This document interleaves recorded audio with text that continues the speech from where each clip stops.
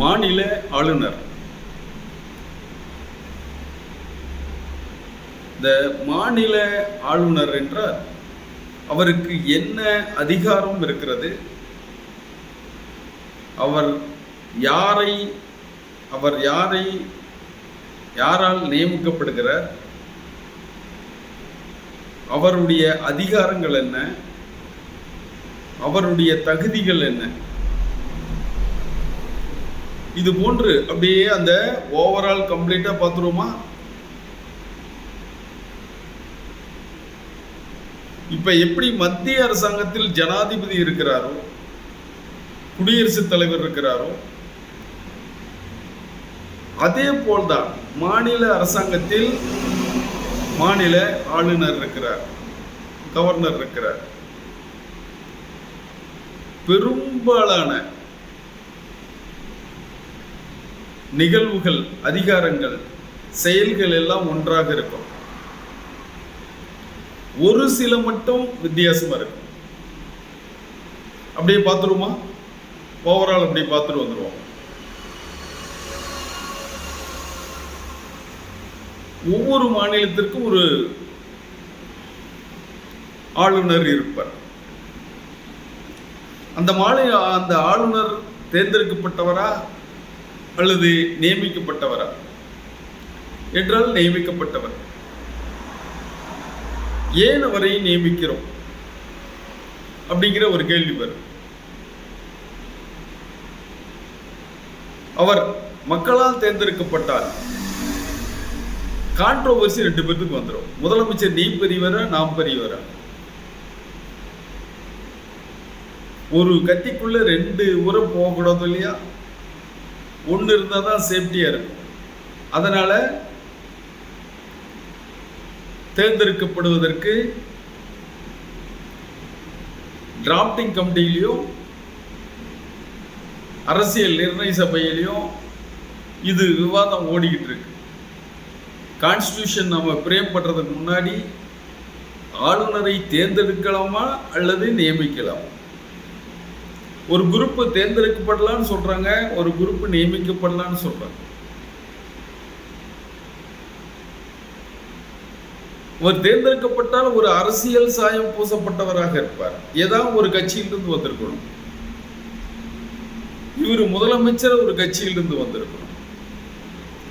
அந்த பாகுபாடு இருக்கும். அதற்கடுத்து நீ பெரியவனா நாம் பெரியவனா அப்படிங்கிற மாதிரி இருக்கும். இவர் அவ்வளவு ஒரு முக்கியமான பதவி கிடையாது. இவருக்கு அவ்வளவு செலவு பண்ணி எல்லாம் கொண்டு வர வேண்டிய இவர் கான்ஸ்டிடியூஷனல் கெட்டு, இஸ் நாட் எ ரியல் கெட்டு. ஒரு அரசியலமைப்பின் ஒரு தலைவர். அவர் அரசாங்கத்தின் தலைவர். முதல்வர் அரசாங்கத்தின் தலைவர். இவர் அரசின் தலைவர்னு சொல்லுவோம். இவர் பெயரளவுக்கான தலைவர், இவர் முதலமைச்சர் உண்மையான தலைவர். இது போன்ற பல விவாதங்களை மேற்கொண்டு விட்டுதான்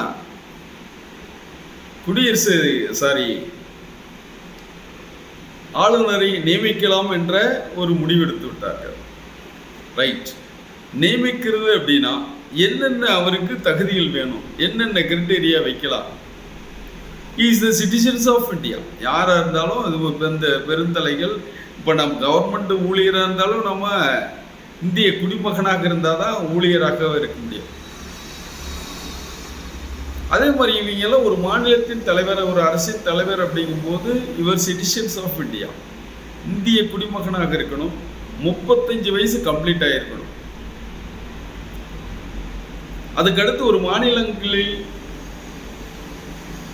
அல்லது ஒரு நாடாளுமன்ற உறுப்பினராக இருக்கக்கூடிய அந்த தகுதிகள் எல்லாம் இருக்கணும். அதற்கடுத்து அந்த மாநிலங்களில் எந்த மாநிலங்களில் இவர் உறுப்பினராக இருக்கக்கூடாது, சட்டசபை எம்எல்ஏவாக இருக்கக்கூடாது. அதுக்கடுத்து நாடாளுமன்றத்தில் எம்பியா இருக்கக்கூடாது. அதுக்கடுத்து இவர் அரசு ஊழியராக இருக்கக்கூடாது. எந்த கவர்மெண்ட்லேயும் ஒரு சம்பளம் வாங்குற ஒரு அரசு ஊழியராக இருக்கக்கூடாது.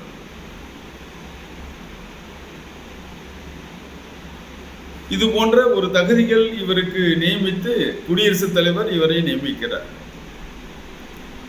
அவரின் விருப்பத்தின் பேரில் தான் இவர் இருக்கணும். குடியரசுத் தலைவர் எவ்வளவு நாள் விரும்பினாலும் அவ்வளவு நாள் இவர் இருக்கலாம். இவர் சப்போஸ் அப்படி எனக்கு பதவி வேண்டான்னா கைப்பட எழுதி கொடுத்துட்டு ராஜினாமா லெட்டரை குடியரசுத் தலைவருக்கு எழுதி கொடுத்துட்டு பதவி விலகிடலாம். சரி, இவருடைய டூரேஷன் என்ன அப்படின்னு கேட்டால், லைஃப் எவ்வளோ நாள் பதவியில் இருக்க டேர்ம் எவ்வளோ நாள்னு கேட்டால் 5 வருஷம். ஆனால் 5 வருஷம்லாம் நிரந்தரமெல்லாம் கிடையாது. குடியரசுத் தலைவர் விருப்பத்திற்கிணங்க ஒரு பதவியில் இருக்குன்னு சொல்கிறாங்க. ஆனால் அந்த 5 வருஷத்துக்கு மேலேயும் இவருடைய செயல் பிடிச்சி போச்சு அப்படின்னா இவர் 5 வருஷத்துக்கு மேலேயும் வச்சிருக்கலாம். அடுத்த ஆளுநர் பதவியில் இருக்க வரலாம், இவர் பதவி ஏற்க வரலாம், அந்த பதவியில் இருக்கலாம். இவரை பதவியிலிருந்து நீக்க முடியுமா அப்படின்னு ஒரு கேள்வி கேட்டா, குடியரசுத் தலைவர் மட்டும்தான் நீக்க முடியும். மீதி எல்லாம் யாருமே நீக்க முடியாது. இவரை அது போன்ற ஒரு பெத்த போஸ்ட், ஒரு பெரிய போஸ்ட்.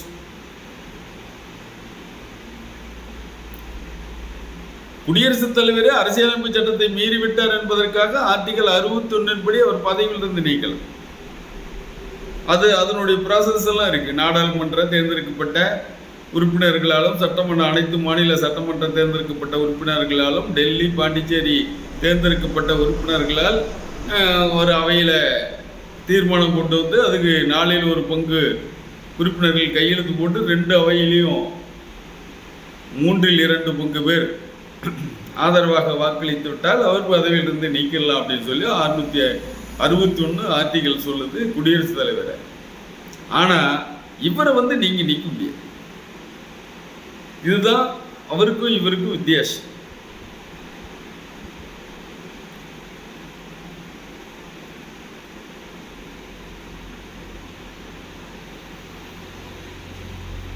அப்புறம் இவரை செலெக்ஷன் பண்றது, இவர் நியமனம் பண்றாங்க, அவங்கள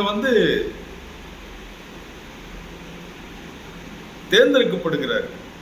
தேர்ந்தெடுக்கப்படாத elected members of parliament, both house, elected members of parliament, elected members of legislative assemblies, elected members of union territory Delhi and Puducherry. அந்த எலக்டோரல் காலேஜ் மூலியமா தான் குடியரசுத் தலைவரை நியமிப்பார்கள். ஆனால் இவர் இவர் யாருங்க, ஆளுநர் குடியரசுத் தலைவரால் நியமிக்கப்படுகிறார். இந்த டிஃபரன்ஸ் எல்லாம் கொஞ்சம் எல்லாம் நம்ம பார்த்துக்கணும். ஓகேவா? ரைட். தகுதி பார்த்துட்டோம், நியமிக்கிறதா தேர்தல் அப்படின்னு பார்த்துட்டோம். அதுக்கடுத்து அந்த அதிகாரங்கள் அப்படி பார்த்துருவோம். எக்ஸிக்யூட்டிவ் பவர்ஸ், நிர்வாக அதிகாரங்கள். என்னையா நிர்வாக அதிகாரம்னா, இந்த மாநிலத்தில் நடைபெறுகிற அனைத்து செயல்களுக்கும் அனைத்து நிர்வாக செயல்களுக்கும் முழு பொறுப்பு ஆளுநர் தான். அங்கே சென்ட்ரல் கவர்மெண்ட்ல எப்படி அனைத்து நிர்வாக செயல்களுக்கும் அனைத்து நிர்வாக நடவடிக்கைகளுக்கும் எவ்வாறு குடியரசுத் தலைவர் இருக்கிறாரோ, அதே மாநிலத்தில் நடக்கிற அனைத்து நிர்வாக செயல்களுக்கும் தானாகவோ தன்னால் நியமிக்கப்படும் அலுவலர்கள் மூலமாக தான் இவர் அதிகாரம் செலுத்துகிறார். இவரால் நியமிக்கப்படுபவர்கள் தான் இவங்கெல்லாம். யாருங்க? முதலமைச்சர் 5 வருடத்திற்கு ஒரு முறை தேர்ந்தெடுக்கப்படும். அந்த தேர்தலில் பெரும்பான்மையாக தேர்ந்தெடுக்கப்பட்டிருக்கிற அந்த கட்சியினுடைய தலைவர் முதலமைச்சராக தேர்ந்தெடுப்பார். அவருடைய ஆலோசனையின் பேரில் மற்ற அமைச்சர்களை அவர் டிக்கெட் கொடுத்துருவாரு, அவர் சொல்லிடுவாரு, அவர் நியமிச்சிருவோம். அதுபோல அங்க அட்டர்னி ஜெனரல் அங்க இருப்பார்.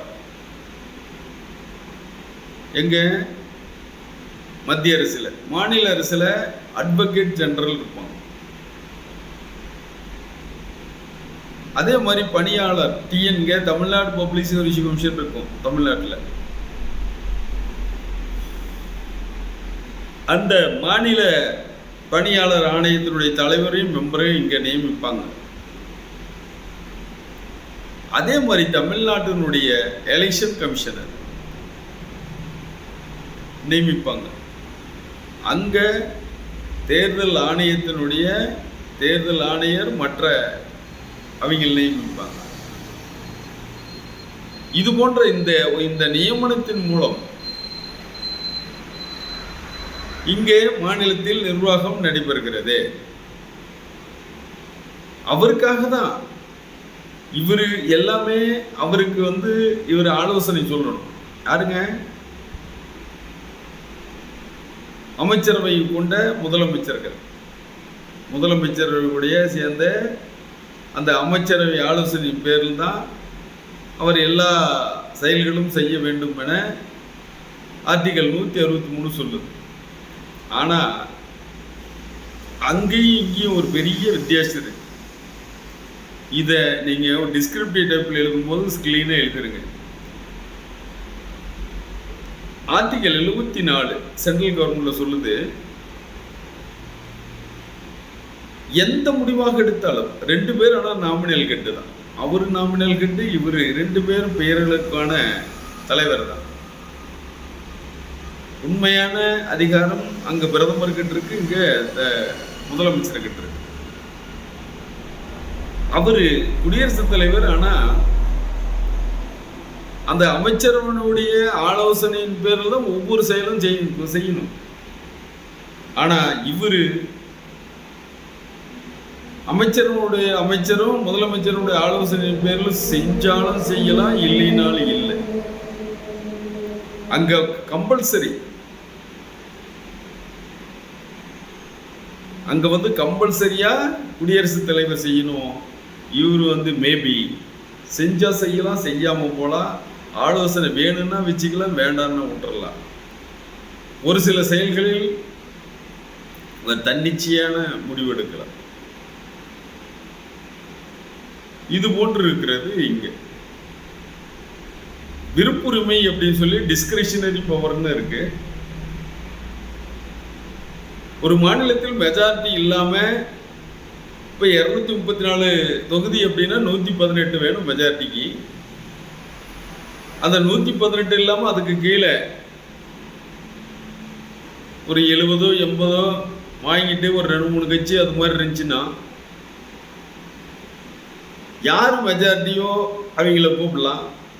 இல்லைன்னா மெஜாரிட்டி கம்மியா இருக்கிறவங்க கூட சட்டசபையில முதலமைச்சரை அவர்களை நியமித்து அந்த சொல்ற அந்த டைமுக்குள்ள முதலமைச்சராக நியமிச்சிடலாம். ஃபர்ஸ்ட் மெஜாரிட்டி இல்லைனாலும் ஃபர்ஸ்ட் லார்ஜஸ்ட் பார்ட்டி தான் கூப்பிடணும் அப்படின்ட்டு இல்லை, அதுக்கு அடுத்த ரேஞ்சில் இருக்கிறவங்களுக்கு கூட கூப்பிடலாம். அது மாதிரி நிகழ்வுகள் நிறைய நடந்திருக்கு. சந்திரசேகர் கவர்மெண்ட் ஒரு தடவை அப்படிதான் கூப்பிட்டாங்க. சந்திரசேகர் பிரதமராக எவ்வாறு வந்தார் என்றால்,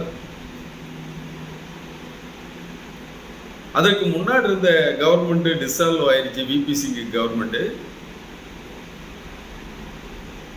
அதுக்கு அடுத்த நிலையில் இருக்கிற காங்கிரஸ் கூப்பிடுறாங்க. காங்கிரஸ் நல்லா அமைச்சரவை அமைக்கலன்னு சொல்லிடுறாங்க. அப்புறம் பிஜேபி கூப்பிடுறாங்க. பிஜேபியும் நல்லா அமைச்சரவை அமைக்கலை அப்படின்னு சொல்லிடுவாரு. அதுக்கு அடுத்து சந்திரசேகர் கூப்பிடுறாங்க, 3வது நிலையில் போற. அதே போல் சேம் மெத்தட் தான் இங்கேயும் தமிழ்நாட்டிலையும் நடக்கும். இல்லைன்னா இந்த கூட்டணி கட்சிகள் எல்லாம் சேர்ந்து இந்த கூட்டணி தலைவர்னு சொல்லி ஒருத்தரை எல்லாம் கூட்டணி தலைவர்கள் எல்லாம் எங்களுக்கு மெஜாரிட்டி இருக்குன்னு சொல்லி கவர்னர்கிட்ட காட்டினா அந்த கவர்னர் அவங்களுக்கு ஆட்சி அமைக்க கூப்பிடலாம். அந்த குறிப்பிட்ட டைமுக்குள்ள அந்த நம்பிக்கையில்லா தீர்மானம் அந்த மெஜாரிட்டி சட்டசபையில் காட்டிட்டா அப்படியே ஆட்சியை தொடரலாம். அப்புறம் சட்டம் ஒழுங்கு சரியில்லை என்றால், அந்த கான்ஸ்டிடியூஷன் பேஸ் படி இங்க நடக்கல அப்படின்னா இவர் ஆட்சியை கலைக்க பரிந்துரை செய்யலாம். இங்க அந்த லாண்ட் ஆர்டர் சரியில்லை அப்படின்னா, அல்லது ஏதோ சட்டத்திற்கு புறம்பான செயல்கள் எல்லாம் நடக்குது அப்படின்னா ஆட்சியை கலைக்க பரிந்துரை செய்யலாம். இதெல்லாம் இவருடைய அந்த டிஸ்கிரிஷனரி பவருக்குள்ள வந்துடும். இங்கே நிர்வாகம் செய்வதற்கு யார் தேவைப்படுகிறார்களோ அவர்கள் எல்லாம் நியமித்து அவர்கள் மூலமாக ஆளுநருக்கு உதவி செய்வது தான் இங்கே நிர்வாக அதிகாரங்கள். அடுத்து சட்ட அதிகாரங்கள், சட்டசபை லெஜிஸ்லேட்டிவ் பவர். அந்த லெஜிஸ்லேட்டிவ் பவர் அப்படின்னா குடியரசுத் தலைவருக்கு நாடாளுமன்றத்தை கூட்டவும், நாடாளுமன்றத்தை ஒத்தி வைக்கவும், சட்டமன்றத்தை கூட்டவும், சட்டமன்றத்தை ஒத்தி வைக்கவும், சட்டமன்றத்தை கலைக்கவும் அவருக்கு பவர் இருக்கு. அதற்கு அடுத்து சார், ஒவ்வொரு வருஷமும் நடக்கிற அந்த முதல் கூட்டத்தொடர் இவர் தான் தொடங்கி வைப்பார். அதே மாதிரி 5 வருஷத்துக்கு பின்னாடி எலெக்ஷனுக்கு பின்னாடி வர்ற அந்த முதல் கூட்டத்தொடர்லையும் இவர் தான் தூக்கி வைப்பார். ஒரு சில சட்டமன்றங்களில் 2 அவைகள் இருக்கின்றன, சட்ட பேரவை, சட்ட மேலவைன்னு இருக்கும். இப்போ கர்நாடகா, மகாராஷ்டிரா, உத்தரப்பிரதேசம், கர்நாடகா, வெஸ்ட் பெங்கால், இது போன்ற மாநிலங்கள்லாம் நம்ம தமிழ்நாட்டிலையும் முன்னாடி இருந்துச்சு. இப்போ அது எம்ஜிஆர் பீரியட்லேயே அதை நீக்கிட்டாங்க. 2 அவைகளிலும் ஒரு தீர்மானத்தை நிறைவேற்றி, அல்லது ஒரு அவையாக இருந்தால் அந்த தீர்மானத்தை நிறைவேற்றி ஆளுநருக்கு அனுப்பினால் அந்த ஆளுநர் அதுக்கு ஒப்புதல் கொடுக்கலாம் அல்லது நிறுத்தி வைக்கலாம். இல்லைன்னா இங்கே சபைக்கு திருப்பி அனுப்பலாம். இதில் எல்லாம் தப்பு இருக்குது, இதெல்லாம் கொஞ்சம் ரெட்டிஃபை பண்ணி கொடுங்க அப்படின்னு சொல்லி அனுப்பலாம். இல்லைன்னா இது அவரே சட்டத்துக்கு புறம்பாக ஒரு சில செயல்கள் இது சரியாக இல்லை என அவர் கருதினால் குடியரசுத் தலைவருக்கு அனுப்பிச்சிடலாம். ஆனால் இவர் மறுபரிசீலனைக்காக சட்டமன்றத்திற்கு அனுப்பிய அந்த மசோதா மீண்டும் அவையில் நிறைவேற்றி மறுபடியும் ஆளுநருக்கு சென்றால் ஆளுநர் அது கையெழுத்து போடும், ஒப்புதல் கொடுக்கணும். இது ஆர்டிகல் 200 சொல்லுது. ஆனால் ஒரு சில டைம்ல இதெல்லாம் ஒரு ஆளுநராக இருப்பவர் இதுக்கு ஒரு கான்ட்ரோவர்சியாக இருப்பார். குடியரசுத் தலைவரும் அது மாதிரி கான்ட்ரோவர்சியாக இருப்பாங்க. அதுக்கு உச்ச நீதிமன்றத்தில் மேல்முறையீடு செய்து பல வழக்குகள், பல சிக்கல்கள் எல்லாம் ஆயிருக்கிறது. இது போன்ற சட்டமன்ற லெஜிஸ்லேட்டிவ் பவர் இருக்கு. அதுக்கு அடுத்து ஆர்டினன்ஸ் பவர்னு ஒன்று இருக்கு, அவசர கால அதிகாரங்கள். அதை பார்க்கும்போது இதை பார்க்கும்போது அதையும் பார்த்துருவோம். இப்போ ஒரு சில சட்டங்கள் மிகவும் அவசரமாக மக்களுக்கு தேவைப்படும். அந்த தேவைப்படும் போது சட்டமன்றம் கலைத்திருந்தாலோ, சட்டமன்றம் நாட் இன் செஷன், அதாவது இப்போ நடந்துட்டு ஒரு 3 மாசமோ 6 மாசமோ அந்த கூட்டம் கூடாமல் இருக்கும். அந்த டைம்ல உடனடியாக தேவைப்பட்டால் அந்த ஆர்டினன்ஸ் கொண்டு வந்தெல்லாம் அந்த சட்டத்தை கொண்டு வரலாம். அந்த சட்டத்தை கொண்டு வந்தால் நாம் எப்படி சட்டசபையில் நிறைவேற்றி ஆளுநர் கையெழுத்து போட்டு சட்டமாகி செயல்படுகிறதோ அதே போன்று அதே அதிகாரத்தில் அதே செயலில் இதுக்கு என்ன எஃபெக்ட் இருக்கோ அந்த எஃபெக்ட்லேயே அதுவும் செயல்படும். ஆனால் அந்த அவசர சட்டங்கள்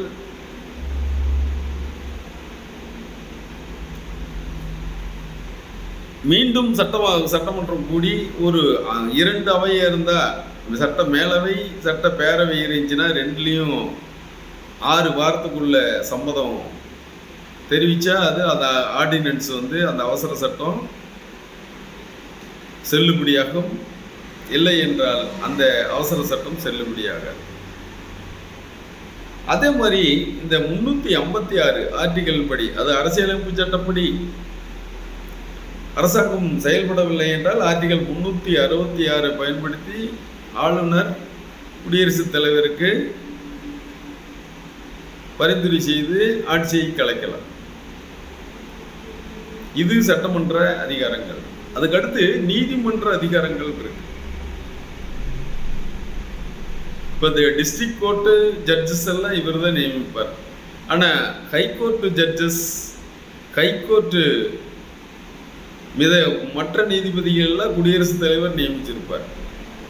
இவர் மாவட்ட நீதிபதிகள் மற்றும் அதற்கு கீழ் இருக்கிற நீதிபதிகள் எல்லாம் ஆளுநர் நியமிப்பார்.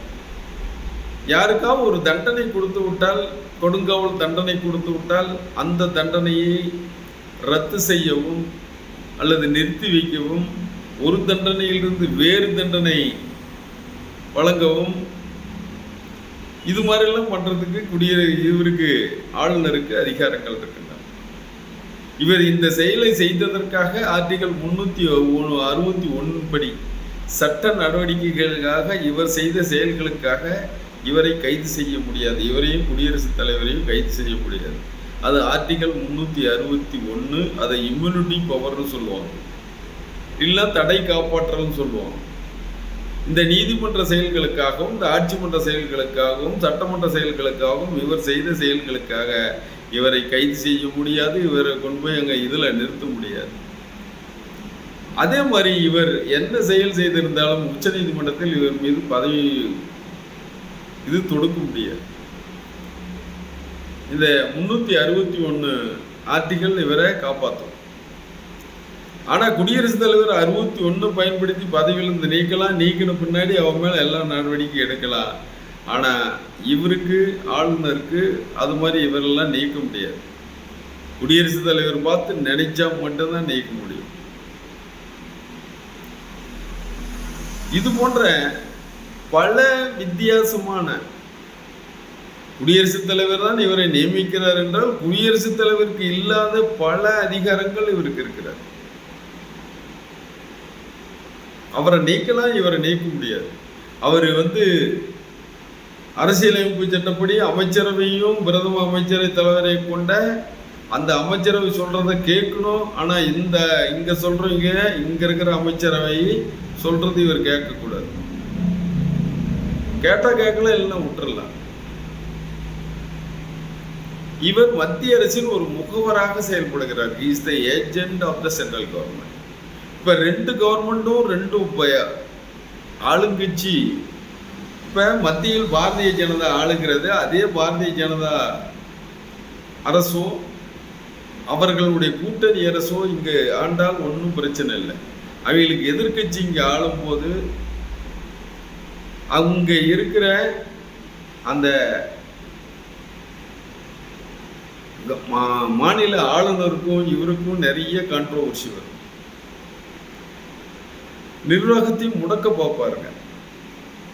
அதையும் மீறி எதிர்கட்சிகள், ஆளும் மாநிலங்கள் அதையெல்லாம் பேஸ் பண்ணிட்டு வரணும்.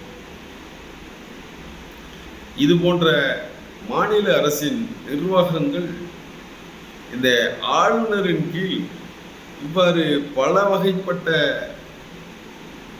அதிகாரங்கள் இவருக்கு இருக்கிறது. ஒரு சில நேரங்களில் குடியரசுத் தலைவரை விட இவர் அதிக அதிகாரம் பெற்றவராக இருப்பார்.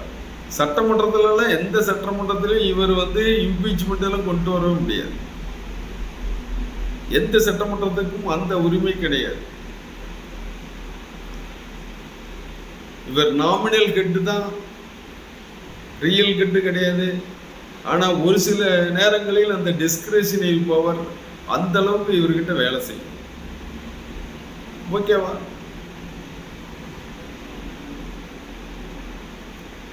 இந்த மாநில ஆளுநர் பற்றி உங்களுக்கு ஏதாவது கருத்துக்கள் இன்னும் தெரிந்தால் உங்கள் கமெண்ட் பாக்ஸில் குறிப்பிடவும்.